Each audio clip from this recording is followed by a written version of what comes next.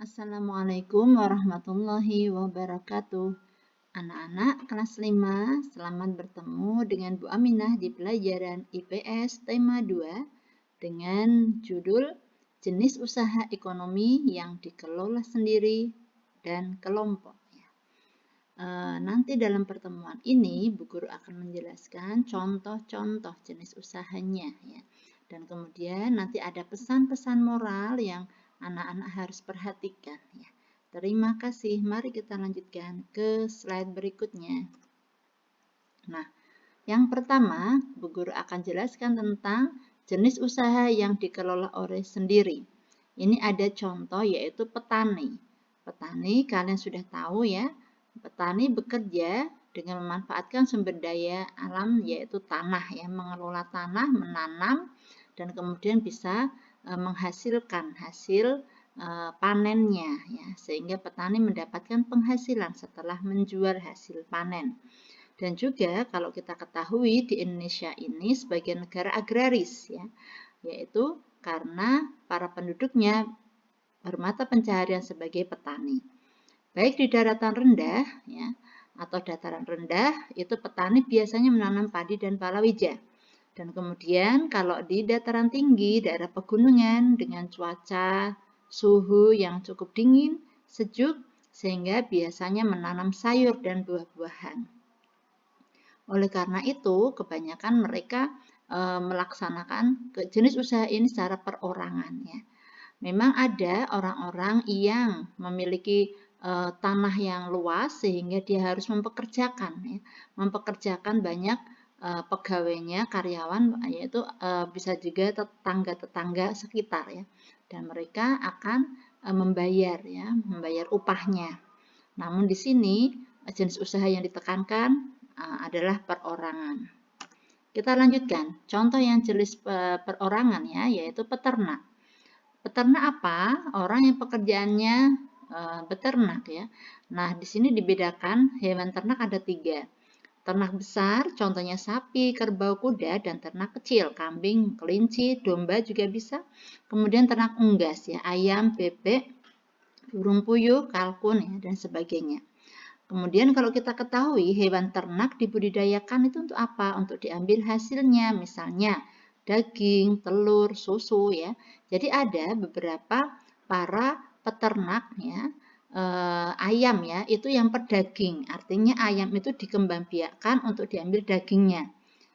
Tapi ada juga para peternak ayam ya yang diambil telurnya saja ya. Jadi dia biasa ya untuk petelur ya, biasanya kita memperkembangbiakannya ayam untuk diambil telurnya.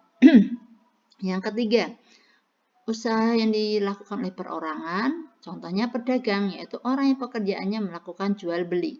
Nah, orang yang pedagang ini dia akan membeli barang dagangan, kemudian jadikan modal dan dia jual kembali tentunya dengan harga yang lebih tinggi. Disitulah dia akan mendapat keuntungan dari penjualan selisihnya tadi, sehingga dia mendapatkan penghasilan.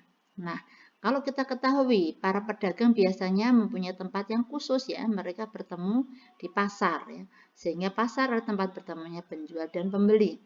Nah, kegiatan para pedagang itu mereka sebut sebagai jual beli. Makanya banyak ya di sekitar kita orang-orang yang berusaha ya, jenis usahanya itu mereka membuka toko atau memang jualan atau apa, dan itu dilakukan secara perorangan. Nah, sekarang kita lanjut ke jenis usaha ekonomi yang dikelola kelompok. Nah, yang pertama tentang firma. Firma itu apa? Firma adalah suatu badan usaha yang didirikan dan dimiliki oleh beberapa orang yang semua anggotanya itu berhak menjadi pemimpin. Nah, pemilik firma itu mempertaruhkan seluruh harta kekayaannya untuk mendukung usahanya. Jadi anak-anak, misalnya kita punya teman yang sudah dekat sekali, kita mau joinan ya, mau membuat usaha. Kalau firma bentuknya berarti orang-orang tersebut itu harus jujur, harus melaporkan semua bentuk kekayaannya. Ya, tidak boleh ada yang disembunyikan. Nah, dengan uang yang mereka miliki semua, kemudian mereka jadikan satu dan digunakan sebagai modal usaha. Itu kalau firma ya. Nah, kalau cirinya lagi di firma, jika ada yang salah satu mempunyai hutang, maka hutang itu menjadi tanggungan bersama ya. Karena semua kekayaannya sudah dijadikan satu untuk modal usaha tadi. Banyak yang tidak begitu memilih bentuk usaha firma. Kenapa?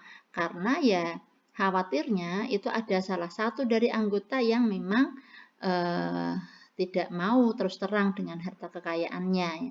Karena dia berpikir nanti uangku habis kalau misalnya usahanya bangkrut dan semua. Jadi jarang ya ada yang mau menggunakan badan usaha firma, tapi ada ya. Biasanya didirikan oleh anggota keluarga atau teman akrab ya. Kalau sudah anggota keluarga itu sudah jadi kepercayaan ya, sehingga tidak masalah. Kakak beradik membuat usaha ya sama-sama tahu seperti itu. Contoh di Indonesia firma yang terkenal itu ya Diadora. Ini Nike ini termasuk contoh usaha di bidang peralatan olahraga ya, Diadora, Nike ya. Tapi juga ada firma yang tidak berkaitan dengan produksi, yaitu jasa konsultan ya, dan lain-lain. Nah, ini adalah yang firma. Kemudian yang kedua, perseroan terbatas atau PT. PT adalah suatu usaha yang modalnya dihimpun dari beberapa orang ya. Kita sebut investor dengan cara membeli saham. Saham itu apa? Yaitu surat berharga ya, surat berharga dengan nilai tertentu yang mana nanti akan dibeli oleh orang-orang yang punya uang besar ya, dan dia siap untuk menjadi investor perusahaan tersebut atau pemodal ya. Nah, kalau di PT ya, kalau tadi di firma itu semua yang menyalurkan hartanya dia jadi pemimpin gitu ya. Tapi kalau di PT pemilik saham sama juga dengan pemilik PT, tetapi tidak harus memimpin ya. Jadi akan mencari pegawai yang dia jadikan sebagai pemimpin perusahaan atau direktur. Nah, kalau kita ketahui bahwa PT itu perusahaan perseroan terbatas ini modalnya besar ya. Dia sanggup ya menghimpun dari para orang-orang yang punya modal banyak ya, uangnya banyak, sehingga bisa mendirikan perusahaan yang besar. Dan pegawainya yang direkrut ya akan jadi karyawan swasta ya. Dan biasanya mereka nanti akan meningkatkan keuntungannya yang sebesar-besarnya sehingga bisa membuat perusahaan-perusahaan cabang ya di kota-kota yang lain. Ini ada contoh yang kita ketahui ya. Banyak sekali sebetulnya di sekitar kita ya. PT Indofood ya. Anak-anak biasa nih misalnya beli mie ya, kecap ya, Indomie itu ya. Kemudian kecap ada, saus juga ada, bumbu-bumbu Indofood juga ada. Kemudian PT Chevron Pacific Indonesia, ini Bu Guru kenalkan, pernah Bu Guru singgung ya, yang pertemuan sebelumnya di YouTube yang lalu, bahwa Chevron Pacific ini termasuk PT bidang pertambangan minyak ya, yang ada di Riau. Nah, ada juga PT Yamaha, ini Bu Guru kasih contoh bidang transportasi, ada Yamaha, PT Astra, Honda Motor ya. Jadi banyak sekali perusahaan-perusahaan besar yang mereka mengambil bentuk badan usahanya adalah PT karena mengambil keuntungan bisa lebih besar. Selanjutnya, persekutuan komanditer atau CV, kependekan dari Commanditary Venture. CV ini bedanya dengan PT dan firma, dia memiliki dua macam keanggotaan, yaitu aktif dan pasif. Kalau anggota aktif, dia tanggung jawab penuh dengan mempertaruhkan kekayaannya. Dia ikut mengelola, ya, ikut mengelola, ikut bertanggung jawab seperti itu. Maka dikatakan aktif. Kalau anggota pasif, ya, itu dia hanya sebatas memberikan modalnya saja, ya. Tapi dia tidak ikut mengelola dan tanggung jawabnya hanya sebatas modal yang diberikan saja. Dan kalau toh nanti ada keuntungan yang akan dibagikan, maka yang anggota pasif ya dapatnya sebatas pada modal yang dia tanamkan. Gitu. Kita lanjutkan. Ini anak-anak ya, koperasi. Nah, yang koperasi ini kalian akan Bu Guru pahamkan bahwa koperasi adalah badan usaha di Indonesia yang sesuai dengan pasal 33 UUD 45 ayat 1 ya.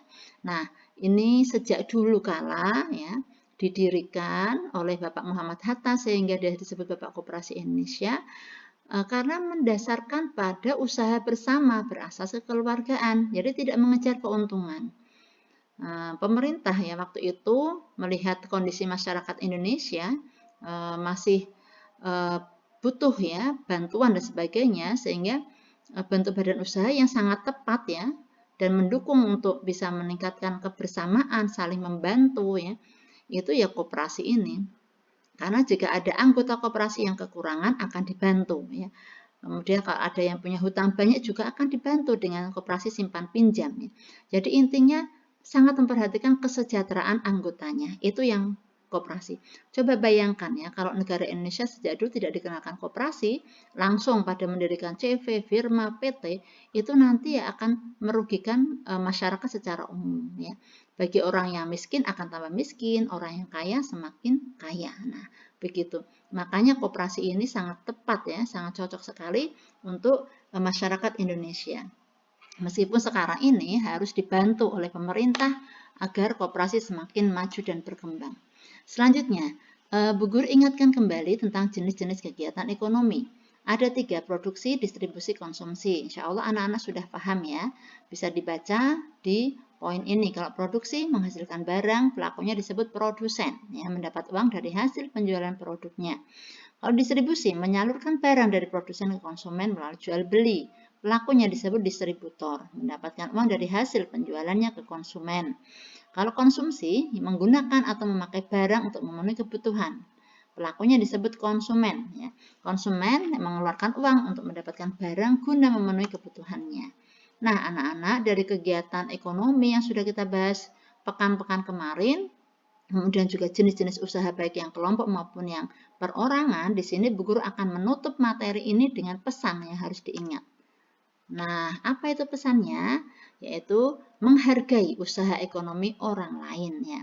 Kita lihat poin-poinnya. Yang pertama, manusia makhluk sosial, artinya saling membutuhkan orang lain ya. Tidak bisa manusia memenuhi kebutuhan yang macam-macam dipenuhi sendiri ya, tidak mungkin. Dia akan nanti jadi petani, dia nanti harus menanam padi, dia harus menjualnya sendiri dan sebagainya, tidak mungkin ya. Makanya harus membutuhkan orang lain. Yang kedua, beragamnya kegiatan ekonomi guna memenuhi kebutuhan manusianya juga sangat banyak ya. Karena kebutuhan manusia banyak ya, sumber daya ekonomi di Indonesia juga banyak, makanya kegiatan ekonomi di Indonesia pun juga sangat beragam. Dan yang ketiga nih anak-anak, tidak boleh mencela pekerjaan orang lain. Mencela itu apa? Mencibir atau mencemooh atau menghina ya. Misal tukang sampah ya nggak boleh, atau tukang sapu, atau kita lihat mungkin kotor pakaiannya dan sebagainya. Tukang bangunan atau apa nggak boleh ya. Kita butuh mereka ya. Kalau nggak ada mereka, bagaimana lingkungan kita? Nanti akan kotor, nggak ada yang mau ngambil sampah. Kadang kita aja juga kalau ngambil sampah agak-agak gimana gitu ya, karena kotor. Nah, makanya ada orang yang tukang sampah, kita bersyukur sehingga semua saling membutuhkan. Nah, di sini poin keempat, semua pekerjaan berjasa bagi lingkungan dan tidak ada yang sia-sia. Dan terakhir, anak-anak, kita harus mensyukuri semua pekerjaan asalkan baik dan halal. Alhamdulillah, orang tua kita semua sudah punya pekerjaan, pasti baik dan halal, insya Allah kita syukuri sehingga harta yang didapat akan berkah. Nah, begitu anak-anak, pelajaran tentang tema 2 IPS ya. Mudah-mudahan bisa dipahami. Mohon maaf apabila ada kekurangan. Silakan dibaca di buku paket tema 2 ya. Itu halamannya beragam ya, berpindah-pindah, silakan bisa disesuaikan sendiri. Terima kasih dari Bu Guru, terima kasih juga atas perhatiannya. Bu Guru tutup ya. Assalamualaikum warahmatullahi wabarakatuh.